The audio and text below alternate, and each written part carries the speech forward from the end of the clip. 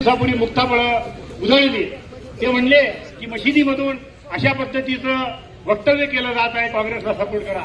तसं नाही माझ्या मित्रांनो, मशिदीमधून या देशाचं राष्ट्रीय कर्तव्य जे आहे ते मतदानाचा हक्क बजवा आणि या देशाच्या सुरक्षतेसाठी, संविधानाच्या रक्षणासाठी विचारपूर्वक मतदान करा, असं आवाहन प्रत्येक मशिदीतून केलं जात आहे। हे चुकीचं नाही आहे, हे राष्ट्रीय काम आहे आणि हे काम सुद्धा त्यांना या हिंदू मुस्लिम जातीच्या मध्ये सगळी फूट पाडण्यासाठी हे सगळं कारस्थान सगळं चालू आहे।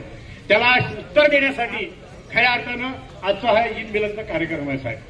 साहेब, या महाराष्ट्र राज्यामध्ये आणि देशामध्ये माननीय सुशीलकुमार शिंदे साहेबांचं जीवनचरित्र तुम्ही जर पाहिलं असेल, एकदा त्यांच्याकडे दिवाळीच्या काळामध्ये आम्ही गेलो होतो माझ्या वडिलांच्या सोबत, तर ते निघाले होते दिवाळीच्या फराळाला आणि त्यांनी एक वाक्य खूप चांगलं सूचक केलं।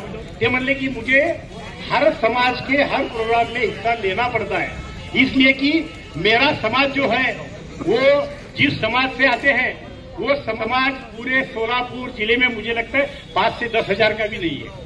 लेकिन शिंदे साहब 50 साल अपनी राजनीति स्थिती में करे, या शहरामध्ये त्यांनी आपलं नेतृत्व उभं केलं। ते 18 पगड जाती जमातींना घेऊन सोबत हे केलं। महापौर निवडताना एखादा वंचित वडार समाजाचा कार्यकर्त्याला जर संधी मिळाली नसेल तर शिंदे साहेबांनी तसा कार्यकर्ता हुडकला आणि या सोलापूर शहराच्या महापौरपदी त्यांनी विराजमान केला। हे त्यांचं वैशिष्ट्य आहे आणि हीच खरी विचारधारा आम्ही पुढे नेऊन हे कार्य करणार आहोत।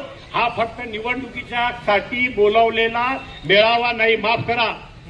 आडम मास्तर आमचे इथे नेते उभारलेले आहेत, महेश कोठे साहेब आहेत।